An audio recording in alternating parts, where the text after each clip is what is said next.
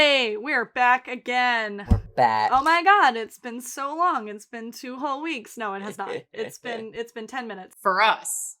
For us. For y'all, it's been 2 weeks. For us, it's been mere moments since we finished episode 405, and we are rolling on through to episode 406. We're determined to not get behind in these recordings, even with the holiday season. Oh, yes. Fast approaching. We're stocking up. So right now it is February.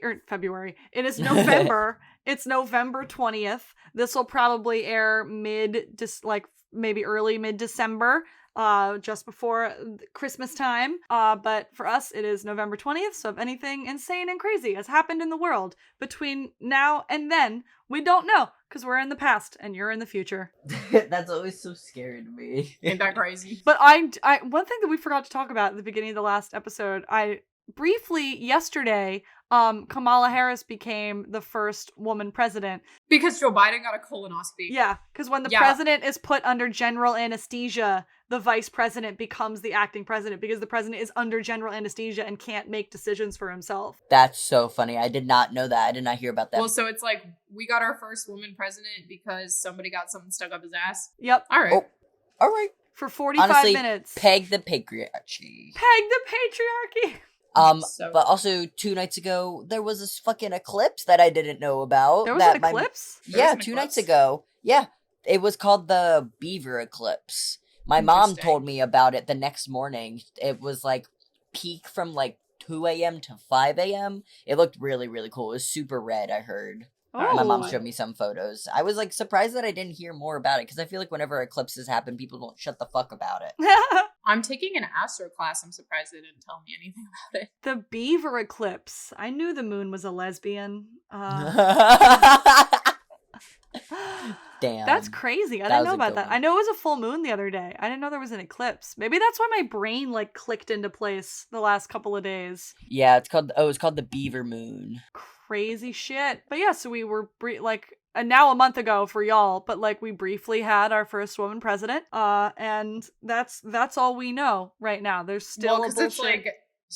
Did she even make any decisions? She literally was just like, I'm acting president, guys. Who wants to come to me with a crisis? Oh, and supernatural news too. At the convention that's happening right now in New Orleans. I'm sure other shit has happened at other conventions since, because the 1-year finale was yesterday. The 1-year anniversary of the finale was yesterday. But today at the convention, the guy that played Mick, I don't know if you remember, one of the Men of Letters, they were playing. Was Mick not the one that fucked Mary? No, he's the other one. He's the one that got killed. Yeah. I liked him because he ended up being. So they were playing Fuck, Marry, Kill, and he was playing it with the guy that ended up being the guy that fucked Mary. Mm-hmm. So they're playing Fuck, Marry, Kill any of the characters, and the guy that played Mick was like, "Oh, I would fuck Dean, I would marry Sam, or I would marry Cass." Gang, yes. But he definitely said I would fuck Dean, and the guy that played the other guy was like, "You'd fuck Dean?" And he's like, "Yeah, Mick was gay." And then he just said that. Cash was like, "Yeah, Mick was gay," and then he dawned in his brain that the CW snipers were going to come for him, and he's like, I just made that up just now. That's what I just made that up. What? I was lying. I can't start one of these episodes without giving you an update on shit in Supernatural that's making me mad. A show that's been over for a year. For a year. And every month there's something new still. Yeah.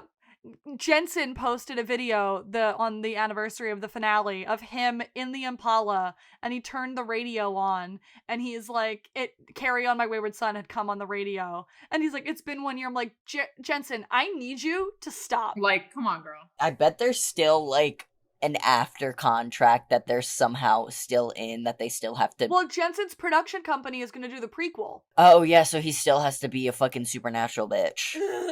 Well, it's don't you feel silly? He's the most Dean-coded person in the world. He is Dean's true vessel. Oh yeah, they shaped him to be, Jensen shaped Dean. As Dean was Michael's true vessel, Jensen is Dean's true vessel. He just lives there. And Jensen, that's a very sweet thing Jensen has said before too. He's like, guys, Dean is never gone because he lives right here. He lives right in me. I'm like, oh, shut the fuck up. I feel like I'm getting the sillies out of the way before we get into this intense episode. I think it's worth it. Oh, this episode, because this is a shameless recap podcast, The Luck We Had. I am one of your hosts. My name is Amanda. I'm your other host, Evan. I'm your third host. My name's Lena. And we are covering season 4, episode 6, Iron City. We're in the back half of season 4, y'all. Woo. We're This is big. here. The one, the only, the season 4. It's season 4 and 5 are fucking peak of this show. You know, when you're like on a roller coaster and it's ratcheting up, we're like just cresting the hill, like right before the fall. That's what's happening here. This one's a hard hitter. Last episode was us going straight up, and then this episode is us going straight down. Yeah. Yeah, this one's a hard hitter for sure. And this one aired just after Valentine's Day. It aired on February 16th, 2014. It was written by John Wells and Lisa Morales. John Wells, blah, blah, blah. We know who that creator of the is. Show. We know this man. Showrunner, director, writer, whatever. Lisa Morales. Ooh. What I am now firmly believing is the reason season 4 was as good as it was, with the consistency. Miss Girl. She's Miss Girl. She's Miss Girl.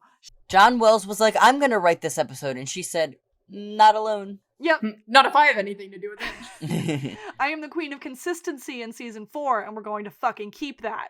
Because this is her 3rd of 11 episodes she writes through season 5. 403, Like Father, Like Daughter. 405, There's the Rub. This one. 407, Jailbird, Invalid, Martyr, blah, blah, blah. 408, Hope Springs Paternal. 411, Emily. And Woo! 412, Lazarus. And then she also wrote in season 5 on 508, Uncle Carl, 509, Carl's First Sentencing, 510, Southside Rules, and 511, Drugs Actually. Yes, she was a story editor, apparently. Yes.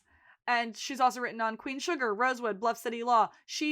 I am now through this podcast, I have learned and I have decided that she is our savior of season 4. She's Miss yeah. Girl. Yeah. She's Miss She's Girl. Miss Girl. She's Miss Season 4. She's why season 4 and season 5, the back True. half, are so consistent with characterization. And I love it. This one was directed by a man this is his first and only, I'm sure he came in, directed this episode and went, never mind, I'm out." never coming back here. I am out of here. James Ponsoldt, Ponsoldt, Ponsoldt, one and only shameless directing credit. He does a lot of one-episode directing jobs, like on Parenthood. He did 2 episodes of Masters of None and 6 episodes of the show Sorry for Your Loss. I heard about that show. He came in, did this one, broke our hearts, got the fuck out of there. And the synopsis of this one is, this one and the next one, the synopsis both start with the aftermath of... The aftermath of Liam's accident lands Fiona in county jail, unsure of Liam's condition or her future. Meanwhile, after almost being killed by the sweat lodge, Frank gets some sobering news about his declining health. The previously on, of course, was done by Frank because, sure, previously in this season, Debbie tried to mount Maddie, but he's like, hi, you're a child. Sheila finds out that she's 1/32nd Native American and starts dating a Native American man who has a bunch of kids that he looks after. Lip is still struggling in school. Frank tried to clean his liver in a sweat lodge and got picked up by paramedics. Fiona got caught for fucking Robbie. Mike broke up with her. Robbie brought her Coke for her birthday. Liam got into it, is in the hospital, and Fiona got arrested. Damn, what a recap. Right? And then, title sequence. Bah. We open in the police station. Oh yeah, we forgot to even say. Lena has done the narrating the last couple of episodes because she is a main cast member of the podcast. We're gonna give her a break, and I'm gonna do this one. One of these days, we'll get Eva to do one. We will. I fumble over my words when I'm reading too much. So we open, and this episode, like everything about this episode, weighs so heavy on your shoulders. Like this episode is heavy and hard to watch. The lighting is pitch black. It is dark. It makes you feel every scene. Yeah, it's dark and it's cold. Everything about this episode feels cold and impersonal. It's snowy out. Feels iron. Feels like Iron City. iron. Feels cold. Is that what Iron City means? Is that like another name for Chicago? Iron What's City? Iron No, City? it means jail. It means jail. Iron City. Jail. Yeah. But That's like funny cold- because like, that's where Fiona is. exactly. But cold and hard. That's the joke. That's the title. That's because she's in jail. Can you fucking believe it, right? Dude, they're Isn't so that the creative. most clever thing you've ever heard in your entire life? Dude. Oh my god. That's where Fiona is. Oh my god. Okay, so we open. Very serious now. Very serious moments. We open in the police station. Fiona is getting booked, and it's like a montage of they take her picture, they take her fingerprints, they take her through the process of getting booked into county jail, and she gets like shuffled off into like a cell to wait. And then we got to the family waiting in the lobby of the hospital. V and Kev are like watching over the kids, and V is like stroking Debbie's hair and stuff, while Lip just like kind of vibrates and worries about Liam. Kev tries to talk about the Fiona of it all. He's like, I can get her a lawyer, we can do that, we can figure it out, but Lip like won't and can't. Lip fucking hates Fiona right now. Yeah. He's pissed at her. Yeah. He's like, I'm really not worried about her right now. I'm worried about my brother who might be dying. That's what I'm worried about right now. Well, he's pissed. He's like, I don't. He's like, let her stay there. We'll let her stay there for a while. And the doctor comes out, and she's like, oh, who's Fiona Gallagher? He's like, she's not here. She's in jail. And she's like, okay, where are Liam's parents? He's like, to talk to me. Tell me what's going on. And she's like, I really need a guardian or a parent. He's like, my mom's a bipolar drug addict who split years ago. My dad's a drunk, and they just hauled Fiona off to jail. I'm the only thing that passes for a responsible adult that you're gonna find out. Now, how's Liam? Like, oof. I am the man of the household. Jeremy and Emmy in this episode. Woo! He's like, I'm stepping up to the plate. Because we get their peak of both of them acting, and then we get their scenes together, and you're just like, mwah, mwah. Yeah. It's their amazing. This is them, and they're so good at the quiet moments, the like seething anger, or like the deep to the bones like sadness. They're so good at that quiet stuff, and they each get to do that independently in this episode, and then in the next episode they get to just explode all over each other, and it's just the Gallaghers aren't good at liking each other. They're good at hating each other. They're so good at hating each other. Yeah. True. That's awesome. Like, Jeremy and Emmy in this episode, I don't know how they both didn't get fucking all the awards for... They're good at sticking up for each other, though. Like, season 4 not getting awards for Jeremy, Emmy, and I'll even say Bill, crazy to me. So, Lip gets the lowdown. Liam overdosed on coke, he's had a few seizures, and they're like, we'll only let a direct family member above 18 back to see him. So they're like, Lip, go back, go see him, go see what he looks like. And this scene, it keeps cutting back and forth between Lip walking back to look at Liam and Fiona being led into a cell in the county. And it's like... in like shackles and shit. Yeah, it's like cuts back and forth between the two of them as they both go down these like cold, impersonal hallways. Dude, Lisa fucking, she got us. Lisa and James, they were like, I'm not including John Wells in this praise, but it's like Lisa and James, like the parallels cutting back and forth. Woo! They got it down. Is this scene of Fiona being processed, is this the scene that Emmy spoke about? I'll talk about that when we get to that part. Yeah. Okay. Not yet. No, this is her in county. She gets transferred, and then that happens. Okay. But yeah, like, just, like, hospital coldness and prison coldness, like, you light them in a certain way, and it's just, oh, it's insane. This episode's insane. And they both have, like, this shitty UV lighting, so it just looks like, yeah. This episode makes me lose my mind. The fluorescent lights, yeah. So Liam walks in, Lip walks in, he sees Liam laying in the bed, and he's so sad. They had to, like, tie Liam down, because he was, like, seizing, and he was scratching at himself, and he was hurting himself, because he was going through withdrawal from cocaine. He has, like, little bounds. He's, like, bounded. It's so sad. And at the same time, he looks so long, but also so small in that bed. I wonder how long it took to tell a child actor to close your eyes and just lay still. Yeah, right? Just go to sleep, my dude. So Lip gets told Liam might have brain damage from the overdose, but there's really no way of knowing until he, like, wakes up and starts talking and stuff. And, developmentally, there might be something wrong with him, and that's not something you're gonna know for years down the line. But the doctor's like, she sees Lip getting, like, so worried with all the information she's giving him, and she's like, for what it's worth, if I was a betting woman, this kid is strong, and my money would be on him for a full recovery. I'm like, ugh. She, like, tries to comfort him, even in this, like... Is that just her saying that? And Lip's like, shut up. No, it's like, she seems so genuine. She's like, for what it's worth, I think he's gonna make it. I think he's gonna be fine. I'm like, I love that. And Lip is so sad.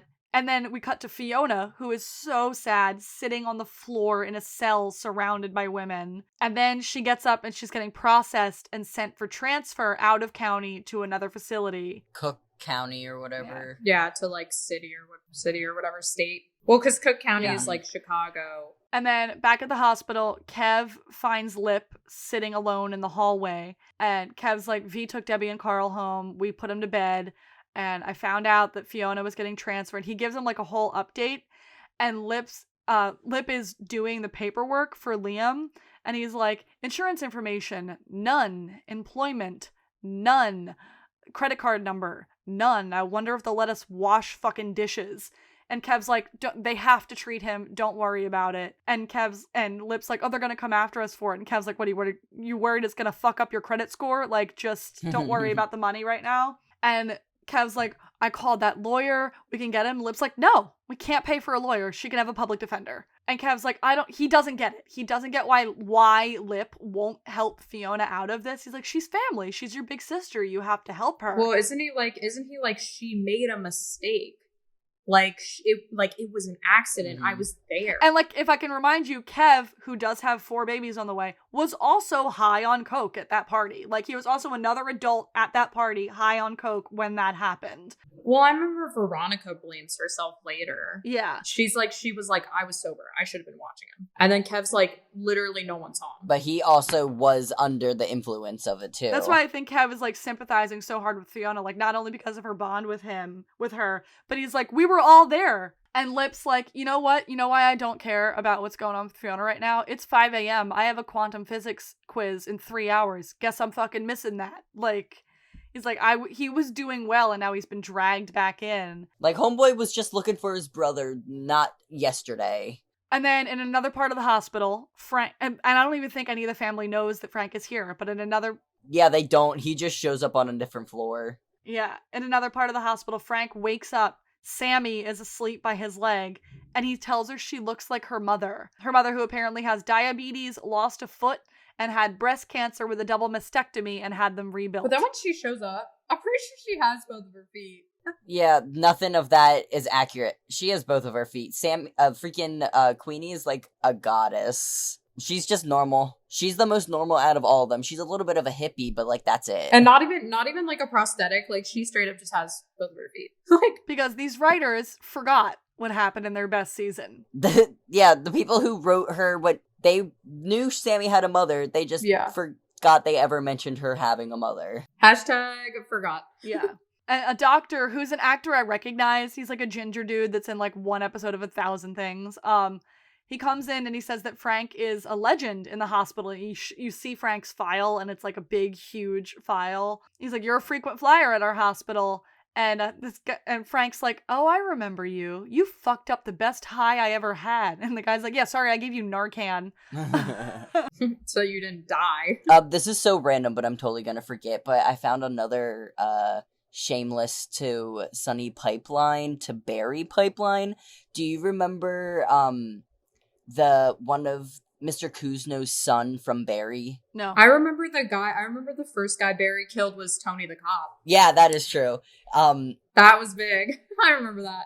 So in It's Always Sunny, do you remember when Frank tries to find a new gang? And it's like those 3 people. It's that one. And there's like the white guy. It's the white guy, the black guy, and the blonde girl. The white guy is Mr. Kuzno's son, who also plays one of the IT bitches that Lip works with. Oh, yeah. He's just like one of the random IT guys who's like, just like when they're getting arrested, he's like, nah, we're done for good. Like, they're getting arrested. Like, we're shut down. Oh, and it's like season 7 when he's working at that startup. And then you pointed this out in the group chat the other day. Always Sunny, the Shameless. Robbie plays one of these dates in the gang group dates episode. Yeah, when the gang, she like drugs him, and then he's like takes her back to the her apartment, and then they like, I guess they fuck or whatever, and then he's like, "Are you gonna call me?" And she's like, "Yeah, sure, get out." Yeah. Damn, the Shameless the Sunny pipeline, like me rewatching it is just like, because I've been rewatching Shameless so consecutively, when I rewatch a new show, I'm like, hey, I know didn't that his guy. pictures before, but I now need to know who the fuck this guy is because I do recognize him from like 1,000 things. Yeah, he's like a one episode guy in everything. He's definitely a character actor.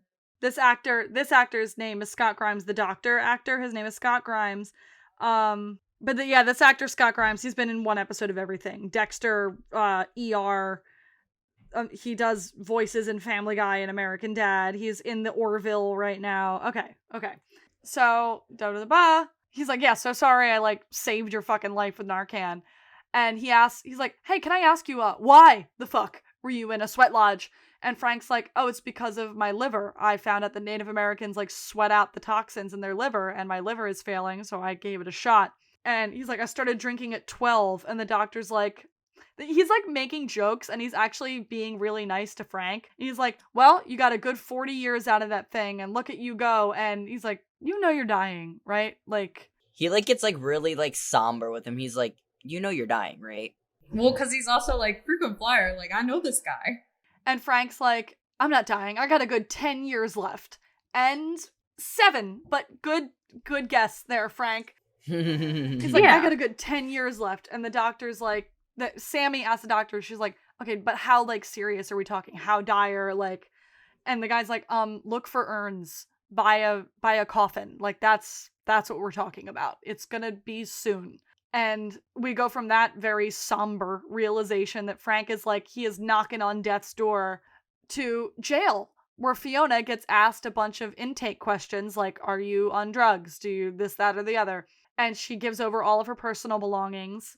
And she's like, can I call and ask about my brother? And they pretty much ignore that. And then she's like, given a stack of prison clothes and told to go down the hall to strip. And I want to put in a quote from Emmy about shooting this particular strip search scene, because I know she's spoken many times about how uncomfortable she was in this scene. But this is a direct quote that I found. She said, quote, we shot this in a women's prison that was not functioning for the last couple of years, and the smell in there. It had been infested with rats, and it was dark and dank. I just went to the worst place that was scary and miserable, and I thought in that moment, this better be worth it because I don't know if I'm going to be able to stand up after this. She said, you just get to the point where you're raw. I am a crazy person. I should have been an attorney. I should have been a first grade teacher. Like, this scene stripped Emmy down, like, physically, emotionally. Yeah, I have another quote if you want me to read it. So it's just they're asking her about nudity in general, and she said, romantic nudity doesn't weird me out at all. There's a comfort level you have with another actor. You know they're just as bare as you are. But I did a scene this year in the prison where I was being strip searched, and it was a cavity search scene. That was rough. The way they were shooting it, I didn't even have my vanity patch on, which I usually have, like a little triangle in the front. Yeah. Like, you know, on her genitals.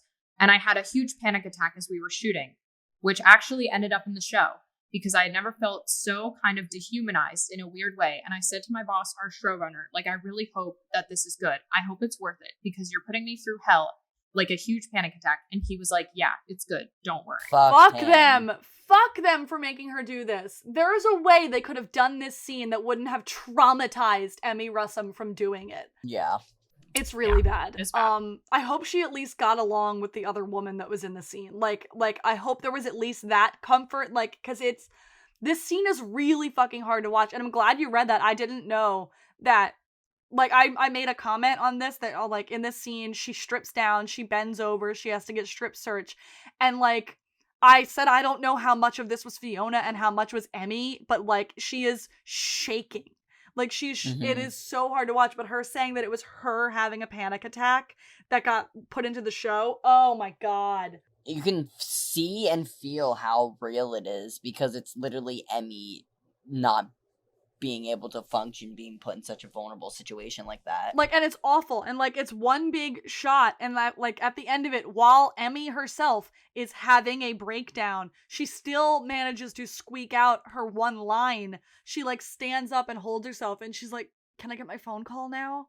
And the woman just tells her to get dressed. Like, God, it's really hard. This scene is really, really hard to watch, especially when you know the context behind it. It's like, it's hard in general because you feel for Fiona, but then, like, when you know. I feel like that one interview was out for a while too, and I feel like only a couple months ago that one that Lena read like surfaced again that everyone was talking about. And knowing that John Wells wrote this episode, that he wrote that scene, fuck that man. Let's hunt that man for sport. Fuck that man. Back at the house, she's drinking tea. She'd been watching over the kids all night. Kev comes in with donuts. I think this show had a sponsorship from Dunkin' Donuts. There's Dunkin' Donuts in like every goddamn episode. They do Starbucks at the beginning. Oh yeah, Jimmy Steve with the Starbucks. They're mostly Starbucks because Jimmy's rich enough to buy Starbucks, so they mostly do Starbucks. But there's like Dunkin' Donuts in like a lot of episodes. Like I remember specifically in a couple of the like prison or in a couple of the police station scenes when Frank was being charged with assaulting Karen, there's like 3 bags of Dunkin' Donuts on that cop's desk. Sponsorship. Interesting. So back at the house, V's drinking. Kev comes in with donuts, and he's like, "Should I get the kids ready for school?" And V's like, "They were up until 3 a.m. We're not putting them through school today." And then they sit down, and she's like, "I don't even remember seeing Liam leave the living room." And like you said, Lena, she's like, "I was sober." She felt bad that she wasn't watching him. She's like, "I wasn't watching him. I should have been watching him." And Kev says, "It's not their job to watch it. He's not their kid. It wasn't their job to keep an eye on him." And she's like, "Yeah, but what about the ones that are our kids?" And Kev's like, "Our kids are going to be fine. They're going to be athletes, and they're going to be the president of the United States, and our kids are going to be fine." I love Kev. Which one's really smart? Which one's really stupid? Isn't Amy I like don't really remember. smart? And Gemma's really dumb? I forget. I don't think I ever watched their Hall of Shame. But it's like yeah, one's gonna be an athlete and the other one's gonna be the president because one they said was really smart and the other one they said was really dumb. But I think especially like she feels this responsibility for Liam not only because she like helps look over these kids, but she's like, here's this little black child that I like that is now hurt and it's like she is pregnant with her own kids and she's looking on this kid that could be her kid that like feeling this immense responsibility for him. And this is just a very sweet moment of Kev. Like, he obviously feels bad too, but he's like, at the end of the day, Liam's not our responsibility, but our babies will be, and our babies will be fine. And like, I don't know, it was really sweet. I really love when Kev and V have like sweet little tender moments with each other like that. So at Sheila's house, she wakes up and her boyfriend's niece is in bed with her. And it's so sweet. And she wakes up and she's all happy. And the rest of them are in Karen's room asleep. And Sheila with a house full of kids thriving. Because, like, we go back to that one last episode when she was, like, eating dinner alone by herself. Yeah. And now she has, like, a full house again. In the sad, depressive moments of this episode, there's those little bright spots of Sheila with these kids. It's so beautiful. And she goes outside and she sees her neighbor walking by and he sees the sweat lodge. And she's like, yeah, it's a sweat lodge. You should bring your mom around. She's got emphysema, right? It should probably help. Like, nothing can bring this woman down. She's on cloud 9 right now. She goes inside and she flirts with her man over breakfast. She's like, how you feeling? He's like, sore, but not in a bad way. Like, oh, because of the ass play. And he's like, I'm sorry, I have to take the kids back to the reservation. They have to go to school. And he's a little, like, mean and strict with the kids because she, like, feeds them breakfast and they're like, don't you have, like, regular maple syrup? And they're like, a little annoyed at the weird stuff she's feeding them. And he's like, shut the fuck up and eat. Like, so he's, like, snapping at them and that throws her off a little bit. But because she made, like, buckwheat or, like, quinoa pancakes or whatever. And they're like, do you have Eggos? Yeah. Do you have maple syrup? Like, what's going on? And she is in love with these kids. She loves these kids so much. And then at the hospital, Lip wakes up and his phone is ringing and it's Fiona. She finally got her phone call. And the voice recording when someone from prison calls you, they're like, press 1 to accept the call. Press 0 to reject it. Like, will you accept these charges? Yeah. And it has to say it twice because he, like, takes a minute to decide if he's going to accept the call. And he reluctantly picks up and she immediately is like, how's Liam? And Emmy Russum is doing the ugly cry face. She's, like, grabbing onto the payphone, doing her ugly cry face over the phone. And he's like...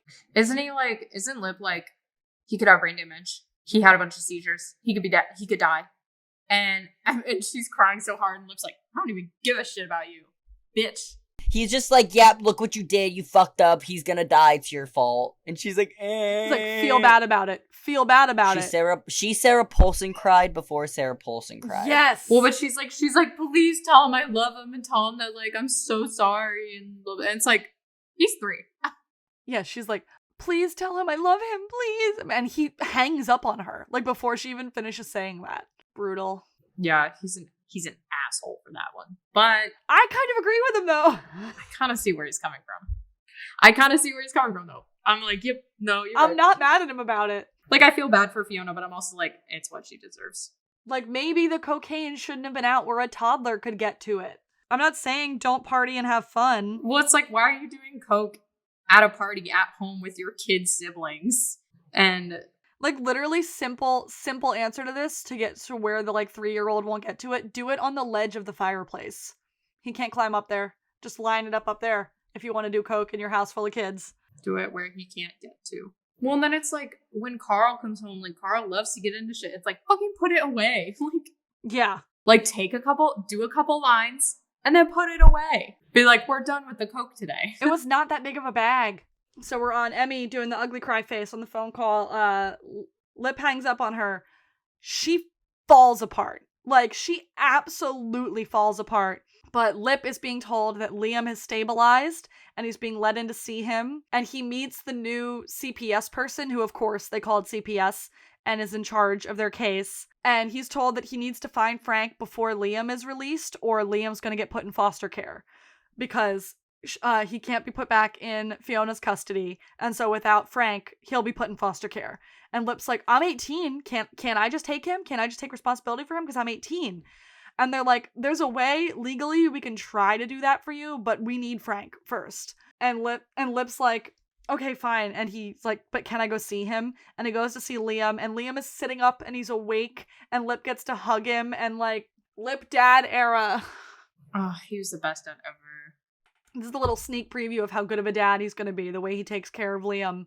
Back on the street, Sammy is wheeling Frank down the street as he refuses hospice. And she asks, she's like, you told me I look like my mom. Tell me about you and my mom. And Frank's like, I don't know, I bent her over a washing machine at a party, and there was like a tennis shoe in there, and I fucked her to the rhythm of it. I hate him. That was kind of good. And he's like, when I found out she was pregnant, I told her to lose my number. I assumed she had aborted you. And, like, Sammy is, like, just now learning that Frank is a piece of garbage who wanted her aborted. Like, yes, ma'am. Mm-hmm. Get with the program. He sucks. But she still begs him. She's like, please look at hospice. Please consider hospice care. And kind of, like, threatens to walk away from him on, like, this shitty street in his wheelchair if he doesn't agree to hospice. In jail, Fiona is brought into a visiting room to meet her public defender for her arraignment, and she gets talked through her arraignment. They're like, it's going to take like 90 seconds. You say not guilty. We figure out your bond and all this, that, and the other, and it all seems like pretty simple. Okay, her public defender is like a really good lawyer, actually. She's a really good lawyer. Like, it's like she's so lucky because it's like her defender wasn't like inept or didn't care. Like, she actually did kind of like care, and so it was like, damn. Nice change of pace here. Because she even was like, you're the guardian of fucking 6 kids. They're not just gonna lock you up right away. Yeah. And she like tries to connect with Fiona. She's like, okay, you took on all the information I just told you. All right, get up. I'll see you in there. Like, it was like boom, boom, boom, boom. Let's do this. Let's get you through this. And Fiona walks into like a locked box in a courtroom with a couple other people. The whole family is sitting there watching.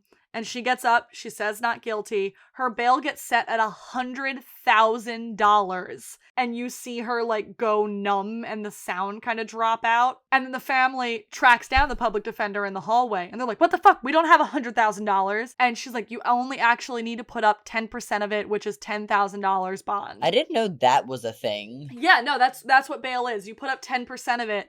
And if the person, and you get let out, and if the person doesn't show up for their court date, you owe the whole bit. Gotcha. 100,000. And you get the 10,000 that you put up, you get it back. They might take like a fee, but you get it back once they're released. Oh, that's why when Mike bails her out the next time, he's like, you better fucking show up for that court date. Oh yeah. Spoiler alert. The 10,000, like the 10% of the bond is like, this is assurance that you're going to show up for your court date. And if you skip bail, then not only does this person not get their $10,000 back, you now owe the $100,000 bond. Damn. And they're like, the whole family's freaking out, and Lip's like, drop it. We don't have the money. We're not getting her out. She's staying in there. And Debbie's like, what the fuck? And he like snaps, because he's been up for 2 days straight now. And he yells at Debbie, and Lip tells Kev, he's like, we need to find Frank right now, or Liam goes into foster care. And he's like, you up for another round of where the fuck's Frank? I would also like a side note in this moment. Kev, in this scene, and in the court scene, in the beanie with the long hair. Looking good. He be looking good. It's working. Kev, yeah, he's serving looks in this season. Right?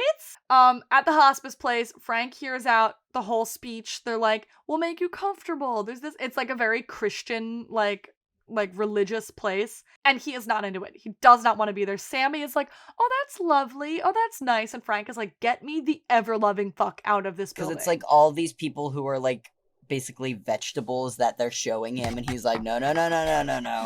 And he escapes out the back in his wheelchair, and Sammy chases him down, but he's like, I can't be there. I don't want to be there. I want to go home. I want to go home. I want to go home. And like, it's probably a little bit, I don't want to be there, and it's a lot, I don't want to die. And if he thinks if he doesn't go to hospice, he won't die. Plus, he doesn't want to die in that hospice. Yeah. So then we follow Debbie, because Debbie ran out of the courtroom after Lip yelled at her. Debbie is getting off a bus and running to Maddie's house for comfort, you know, because she's a traumatized child and needs an adult to take care of her. Well, it's also like, she's got no one else. Yeah. She's got literally no one else who gives a shit about her.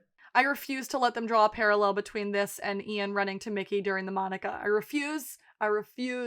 Well, especially because it's not... The comfort was different, too. Yeah. So Kevin and Lip go to Sammy's trailer to try to find Frank, but, like, we just saw them at hospice. They're not at the trailer. And Lip tries to, like, hatch a plan to find Frank. And Kev's like, wait. Yeah, and he tries to, like, slow everything down and get Lip to see. He's like, what happened to Liam wasn't Fiona's fault. And Lip is like, actually, fuck you. I'm not listening to this. And he just gets in the car. In jail, Fiona meets with her public defender again. And this woman, she tries to offer, she's like, are you going through withdrawal? Do you need drug treatment? Do you need therapy? And Fiona's like, no, fuck you. I don't need any of that. I'm not a drug addict. Yesterday was my birthday, so I did some coke. And then she finds out, like, she's like, I just want to know if Liam is okay. And the woman's like, Liam's fine. And Fiona just breaks down. It's like she was like holding on until she heard that he was okay. And she just breaks down crying. And her lawyer tells her, she's like, if you give up who gave you the coke, they'll probably go easier on you. They don't want to go after you. They want people. They want to go after the guy who gave you the coke. And Fiona immediately is like, I won't do it. I won't snitch. On Robbie? You won't snitch on Robbie? Yeah, I feel like he's already ruined enough. Like, come on. He fucking, like... He fucked your life up. He's not even Southside. It's not even like Southside Pride, we protect our own. He's just a pretentious white boy with anger issues. Yeah. Not even like it's like a drug thing. Like no one's gonna come after her. No dealer's gonna come after her for snitching. Well, Robbie would totally give up whoever dealt it to him though. Yeah. But like she won't give up this guy who fucked up her relationship and put her kid brother in danger because he gave her coke. She won't give this guy up. Maybe because she's like, I know that I'm the reason that my relationship got fucked up. She also probably is punishing herself because she's like, it wasn't him, it was me. Like, I have to go through this, yeah. I also just think it's that twisted, like, Southside don't snitch thing, like, going on in her brain. Like, fuck you, give him up. Back at Sheila's house, Sheila gives all the kids snacks for their drive back, and they're all like, you know how she was feeding them weird food earlier? She's like, don't worry, it's a peanut butter jelly sandwich, Cheetos, and some Snickers bars. Like, I'm giving you normal food. And they're like, okay, hey, cool.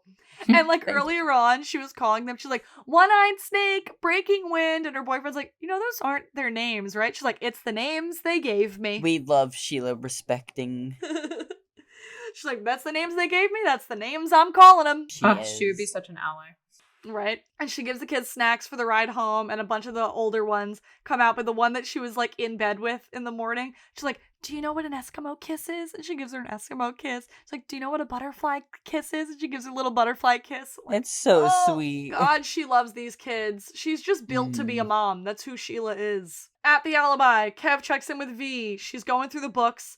She's like, I'm trying to find anything at all we can use for bail money. And she's like, I'm not even a little bit close to it. And he's like, we could sell the truck. She's like, it's only worth like $4,000. And he's like, I paid $15,000 for that car. She's like, yeah, years ago. And the car isn't worth anything. Well, it's also like they're gonna sell their car to help out Nah. Fiona. Like, right? not to make it be like selfish, but it's like, I know you love Fiona. That's your car. That's how you get to work. That's your mode of transportation. Like, And you have 4 kids coming. like, look out for yourself a little bit. And they're trying, but there's nothing they can do. Over at the Milkoviches, randomly, Terry is being dragged away by the cops as Mandy watches. He's kicking and screaming and fighting with the cops. He's in his boxers. Lip comes up and he's like, what happened? And she's like, he broke parole again. He tested positive on a piss test. And it's a clever little aside for the writers to be like, oh, by the way, Terry's back in prison. Terry's gone. Yeah. Terry's gone. We're going to clear the house out. No more Terry for the next few episodes. We're going to drop that piece of information in and walk away. Love that. But more on that later. Lip updates Mandy. He's like, okay, so Liam's in the hospital and Fiona has been arrested, and he's like, fills her in on everything. And he's like, can you find Ian and tell him and let him know everything? And she's like, yeah, of course I'll find Ian and I will tell him. And again, more on that later. Woo! Woo! And then Kenyatta comes to the door and she goes back inside. And Lip's just a very like, hey, thanks. He's like, here's the information. Please tell Ian. Thank you. And he like walks away from it. At the Gallagher house, Chucky is watching porn in the living room. There's always just something not correct on playing on that television. Something not correct about Chucky. There's like one scene though when like Frank's watching like it's like a video of like strippers with Liam, and like Fiona just comes in and just like changes it to like cartoons and then walks away. Oh yeah. What even channels do they get if he's just watching porn in the living room? Pay-per-view. Don't they steal cable? Isn't that the thing? Debbie alludes to it like in season 1 or something. She's like, and that's the only one who knows what to do on the pole. And so it's like, I'm pretty sure they steal cable. Yeah. Carl comes home, doesn't even acknowledge the porn playing on the television when that's such a Carl thing to acknowledge, steals Chucky's chicken nuggets, and goes upstairs. Good for him. Absolute legend. And upstairs, Frank is asleep in bed with Sammy, and she's like, I gave him a bunch of Oxy and a bunch of this, and Carl's like, you want to check and make sure he's breathing all those fucking drugs you gave him?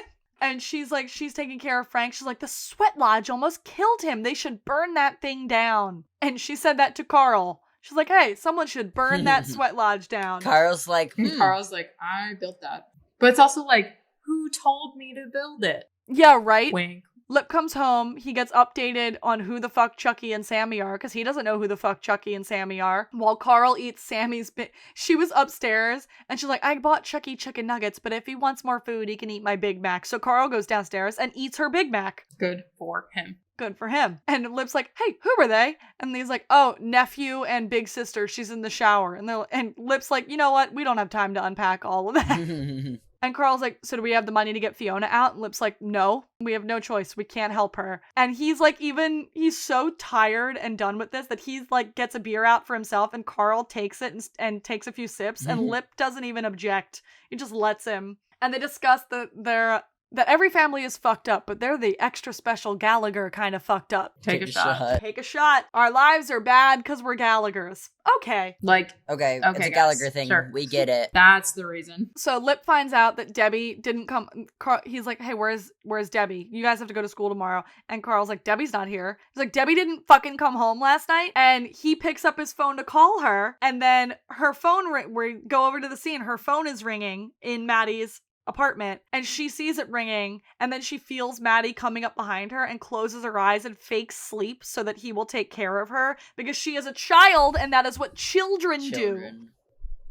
Sheila is lonely in her big empty house, and we see her like cleaning up all the rooms and like shutting down the house for the night, and like you can sense like when she woke up it was vibrant and happy and there were kids everywhere, and now it's like sad and quiet and dark. Dang, I'm alone again. Meanwhile, on her front lawn, Carl is lighting the sweat lodge on fire. Good for him. Never let it be said that Carl doesn't take instruction. In jail, Fiona sits in her cell, in her bunk in the dark, and like curls up on her side by herself, like just shaking, just fully shaking. It's been maybe 36 hours since, like, she got broken up with. Like, it's been a hell of a day. At the hospital, Lip is like, his books are all spread out. He's actually still trying to study and keep up with school while he's in the waiting room. And his roommate, Ron, comes in. Ron. Brings Lip more school stuff. He's the fucking best. Ron is a good dude. They didn't keep him around for long enough. They kept Amanda around instead, which, like, she was fine, but it was like, damn. I liked Ron. I liked Ron. I liked Lip having a friend like Ron. Ron came, brought him his books. He's like, I grabbed your quiz for you. Here's some ramen. It's not my best, but I'm sorry. Here's some ramen. And Lip's like, thank you, dude. Thank you so much. And he's like, I picked up your quiz. Here it is. I stuck it in your book. And Lip picks it up. It's the test that he retook during the other episode. He got a B+ on it. Hell yeah, he did. On his midterm. Did really good. It's a really bittersweet moment because, like, he looks at it and he smiles and he's like, I got a B+. And it's like he was finally finding his footing. He was gonna be good at school, but, like, he knows that he can't do that anymore now. In the morning, Fiona wakes up in her cell and, like, you can see it on her face that it takes her a minute to remember where she is and what's happening. She goes down to the mess hall. She gets food, but, like, it's burnt toast and it's gross and she, like, can't even eat it. But even before she has to, someone comes in. They're like, Gallagher, you made bail. You can leave. And she's like, no way. No way. Yeah. And she walks outside and we, like, follow her. We track her outside and we follow her. Because we all are like, who the fuck bailed her out? Yeah, how did she get out? They just said they didn't have the money. And it's not that they don't have the money. It's also that Lip's like, I don't even want to.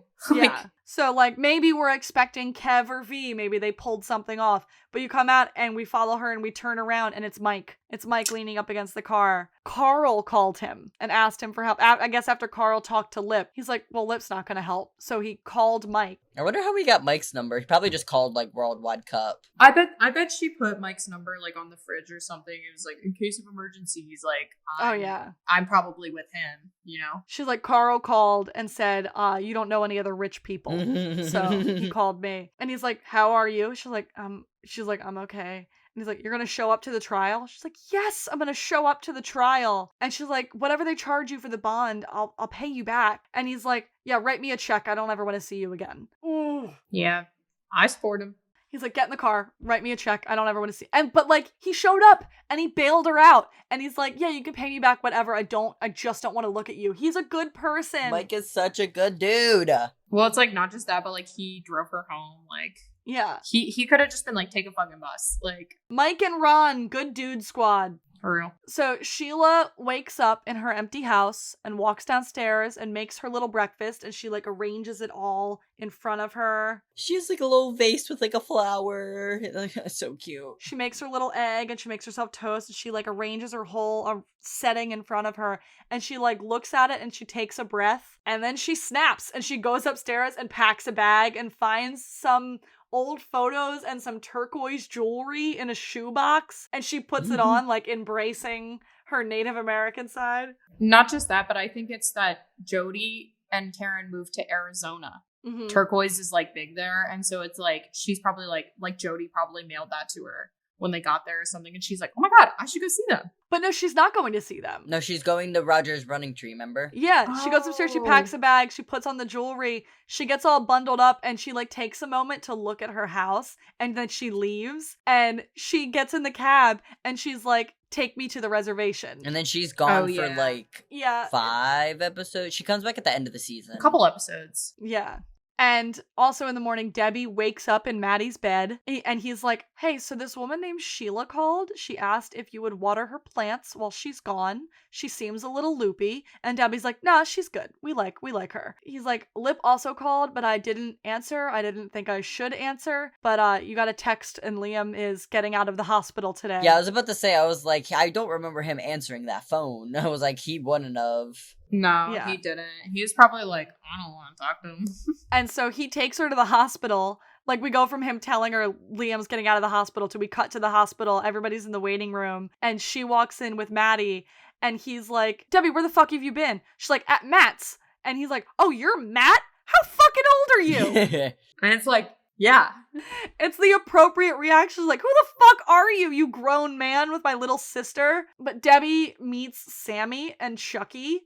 And then Liam gets wheeled out to the family in a little wheelchair, little Liam. He's in a little wheelchair. And CPS like looks at all of them and she sees that Frank, they like cleaned him up and put him in a sweater vest, but he can barely keep his head up. He looks pale as shit. Like, he looks bad. And they're like, is that the dad? And they're like, yeah. They're like, this family home visit needs to get scheduled soon. Now. Yeah. So Mike drops Fiona off at home. He like doesn't even get out of the car. She gets out, he drives away. And she goes into an empty house and she walks around. She's like, everybody, where are you? And there's like cuts back and forth between her calling out to the empty house and the whole family gathering around Liam in the hospital. And it's like such a stark contrast of like the family gathering around what is important and Fiona like all alone in the house. And then the show just does this again. When Ian gets out of prison in season 10, he walks into the empty house. When he goes, welcome home, Ian, but he's like alone. And he's like sitting in the hallway. The only person he finds is Tammy and the baby, but then she's kind of bitchy to him because she's like, I've been up for 24 hours straight and the baby hates me and won't stop puking on me.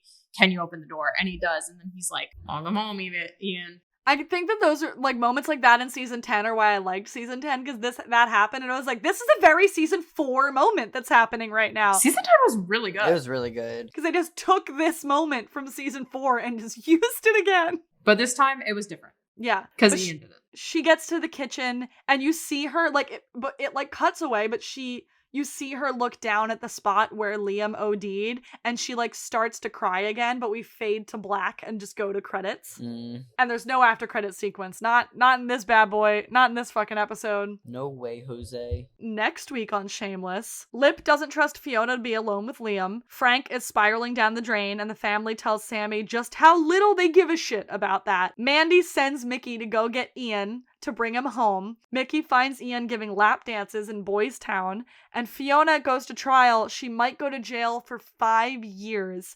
And Emmy and Jeremy get to have the greatest fight in the history of this show. Yes! Best fight scene ever. Best argument scene ever, for real. It's so juicy. I'm so excited. Only rivaled by season 1 when Fiona tells off Monica. Yeah. Fiona's speech to Monica, and then Fiona screaming at Lip in the next episode. Ah! That and in season 2, when Lip yells at Fiona, and he's like, the sofa is in the kitchen, and then he's like, how'd that Kool-Aid taste going down? And she goes upstairs and like rips the blanket off Monica's bed in season 2. That one was big. Except she's the Monica. She's the Monica now. Like, oh god, it's so good. It's so good. A lot. Yeah. So what did we think? This was a quick one, relatively. We've only been recording for an hour. Yeah, it surprisingly was quicker than the other one. Yeah, I think it's just because there's a lot. We're moving through a lot. Like, it's a lot of plot. And this episode is, like, heavy. There's not much to, like, comment on. It's just like, whoa. There's not much to comment on and laugh at and make silly little jokes. Like, we're literally just like, yep, this is what happened. And it was pretty big. It was bad. What are our feelings about this one? It's a great episode. It's a good episode. It's really sad. Yeah. Definitely one of the saddest ones in the entire series. Especially it's probably one of the...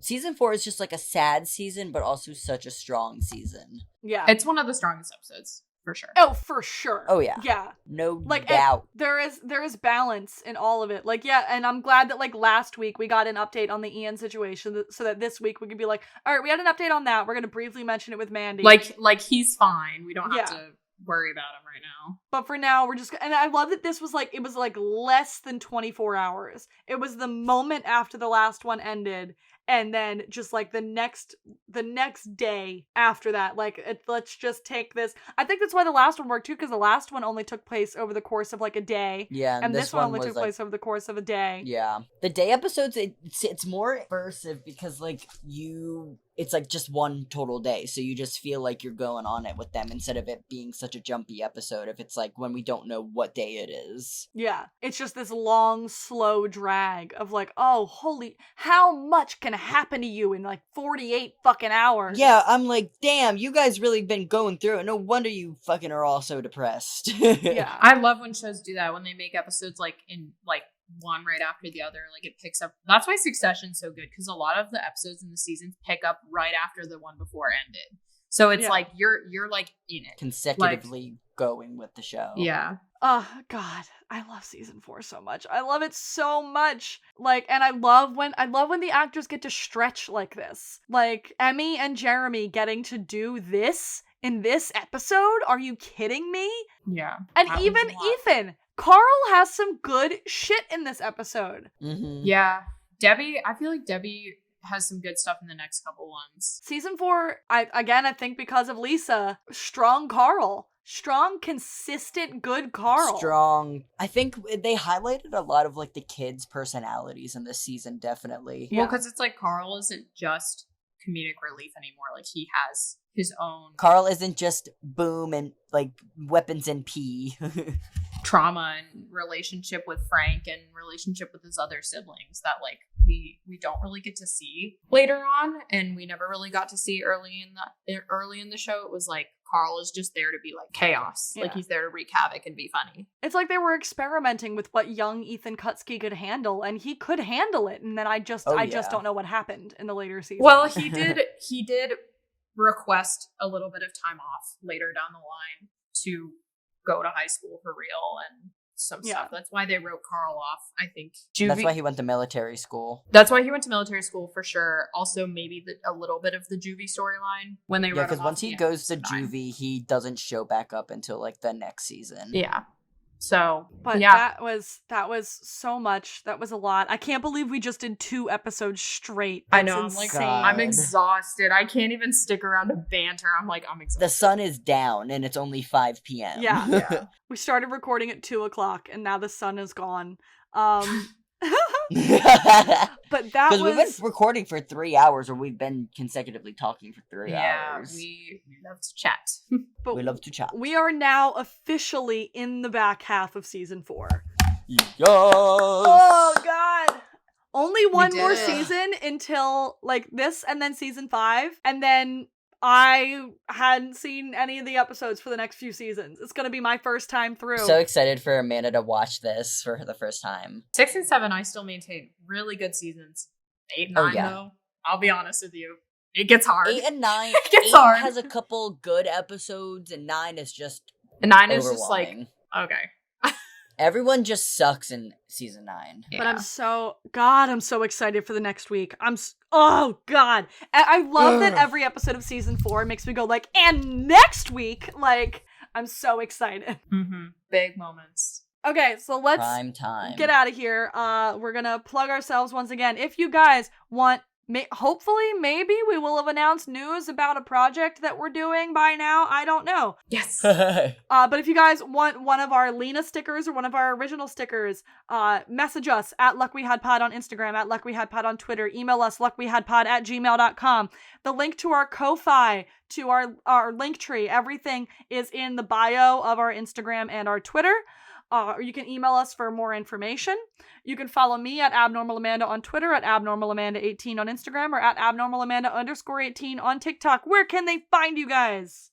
You can find me on Instagram at IamOK4000 or on TikTok at Unevent. Lena, where can they find you? You can find me on Twitter at DursHolmVic, but the L is an I, like the character from Workaholics, and you can find me on Instagram at Kojak, COJACKK. Podcast stuff is all Luck We Had Pod. Yeah, keep an eye on our Instagram and our Twitter, because if we do announce fun other things that we're doing, they will be announced on the Instagram and on the Twitter, so just keep an eye on that, because we've got shit brewing. We've got things going. We've got ideas spinning. And what we just did 2 episodes in a row. We're very excited. We're very tired. And until 407, until next episode, thank you guys for listening, and goodbye. Goodbye.